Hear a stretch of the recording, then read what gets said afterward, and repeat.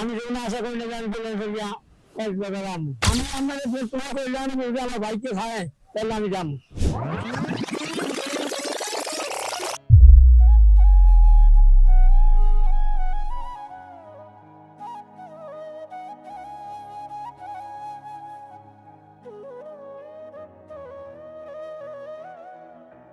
নদীর মাঝি, যার জীবন নদীর ঢেউয়ে ভাসা, তবু মনে এক কোণে স্বপ্ন আছে আকাশে ওড়ার।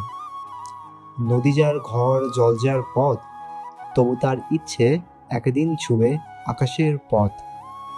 মাঝি দেলোয়ার, যার জীবন নদীর গল্প, আজ তার স্বপ্ন পূরণ হলো এরোপ্লেনে ওঠার।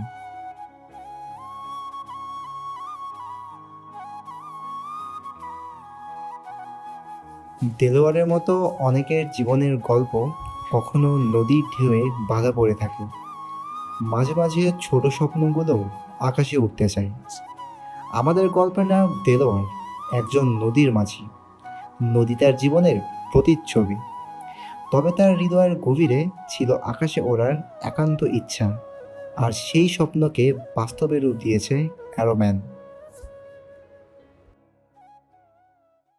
অ্যারোম্যান এমন একটি উদ্যোগ যা এমন মানুষদের স্বপ্ন পূরণ করে যারা হয়তো কখনোই এমন সুযোগের কথা ভাবতে পারেনি। আজকের এই যাত্রায় আমরা আপনাদের নিয়ে যাব দেলোয়ারের সাথে তার জীবনের প্রথম উড়োজাহাজ অভিজ্ঞতায়। দেলোয়ার কাকা কক্সবাজারে যেতে চান। এই জায়গার প্রতি তার এক অন্যরকম ভালোবাসা রয়েছে, কারণ তিনি সেখানে অনেক বছর ধরে কাজ করেছেন। যখন আমরা তাকে জিজ্ঞাসা করেছিলাম উড়োজাহাজে করে কোথায় যেতে চান, তখন তিনি কক্সবাজারের নাম বলেছিলেন। কিন্তু 3 দিন মধ্যে ভাত করতে নেই, এই এবারে ভাত পাক করতে হয় নাই, শুকনা খাওয়া লাগছে। আর সাগরে এসে পানি বাহা দিই। দেলোয়ার কাকা একজন অত্যন্ত সৎ মানুষ। তিনি খুবই ইতিবাচক এবং পরিবারমুখী একজন ব্যক্তি।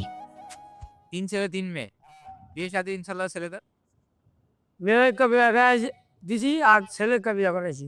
এটাই আমাদের দেলোয়ার কাকা, যার পুরো জীবন নদীর বুকে কেটেছে। ছোটবেলা থেকে তিনি এই কাজ করে আসছেন এবং সারা জীবন এটি করেই কাটিয়েছেন। তিনি কখনো ভাবতেও পারেননি যে একদিন তিনি উড়োজাহাজে চড়বেন।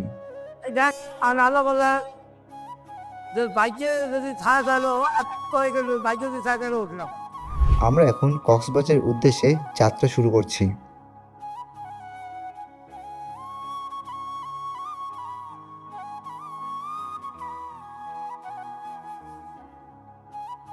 বর্তমানে আমরা হজরত শাহজালাল আন্তর্জাতিক বিমানবন্দরের ডোমেস্টিক লঞ্চে অবস্থান করছি। এরপর আমরা বাসে উঠলাম এবং এই সেই মুহূর্ত যখন দেলোয়ার চাচা প্রথমবারের মতো প্লেনে উঠবেন।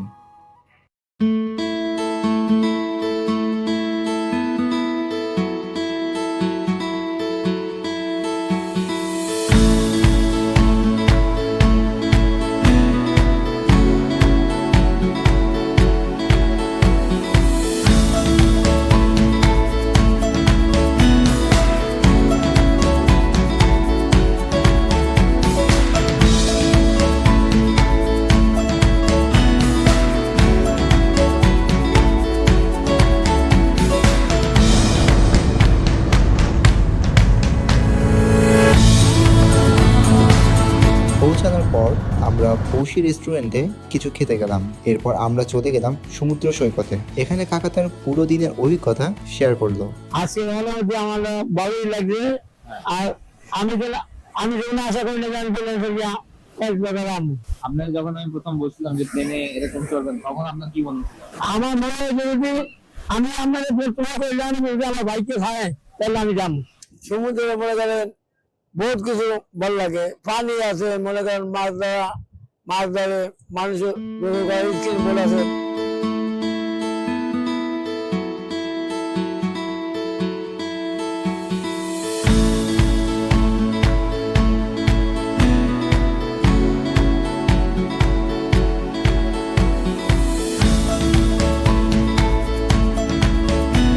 মামা, মধ্যে আমরা অনুষ্ঠানের শেষ পর্যায়ে চলে আসছি। তো আপনার আজকে সারাদিন আমার সাথে ঘুরে কেমন লাগলো? ভালো লাগছে। ভালো লাগছে। আর এই যে মামা, এই খামটা আপনি রাখেন। আমার ভিতরে আপনার 2 দিনের দিন মজুরের যে টাকাটা আছে এই টাকাটা আমরা দিয়ে দিচ্ছি ইনশাল্লাহ মামা। তো আপনার সাথে আবার দেখা হবে, ভালো থাকবেন। দেখেছি। আল্লাহ হাফেজ।